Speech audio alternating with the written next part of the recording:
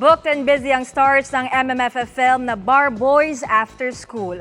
Kabilang dyan si Rocco Nacino, pinaghahandaan na ang kanyang second baby at si Will Ashley naman, busy rin sa iba pang MMFF entry na Love You So Bad.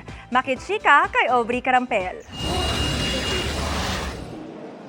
Preparing for busy December si Sparkle actor Rocco Nacino. Pero bukod sa sunod-sunod na trabaho, soon to be dad of 2 na siya.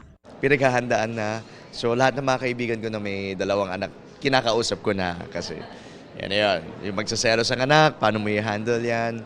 And then I have a lot of projects for 2026. Kaya iniisip ko na kung ganun na, pag nasa ganun level na, paano mag-spend time sa mga anak ko.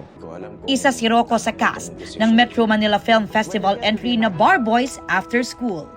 Ang co-star ni Rocco na si ex-PBB housemate Will Ashley, busy rin sa showbiz commitments. Bibida rin kasi si Will sa isa pang MMFF movie na Love You So Bad, kung saan makakasama niya ang kapwa Sparkle star na si Dustin Yu at si Bianca De Vera. Sobrang grateful kahit na medyo pagod, nandun pa rin po mas nangingibabaw yung kasiyahan kasi ito yung pinangarap lang namin dati, pinangarap ko dati. Just recently, nanalong Best Supporting Actor si Will sa PMPC Star Awards for Movies para sa Cinemalaya film na Balota. Kaya mas inspired daw siya ngayon sa trabaho. Sobrang natuwa ako, nagbunga lahat at nakita ng mga tao.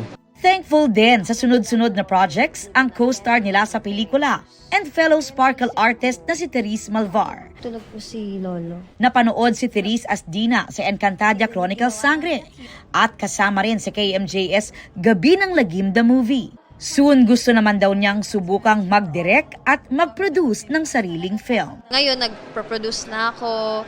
Ngayon, marami ng pelikula at marami pa ako nakikilalang mga tao dahil dun sa pagbabagong yun. First MMFF movie naman ito para kay Sparkle and Baka love stream actor Bryce Eusebio na marami raw natutunan sa kanyang co-stars. 1,000 times I'm sorry. Nagpasalamat din si Bryce sa lahat ng sumubaybay sa Maka Love Stream na mapapanood na ang finale sa December 13. Wala kami sa nararating namin ng Maka ngayon, kundi dahil sa mga supporters namin. Aubrey Carampel, updated sa Showbiz Happenings.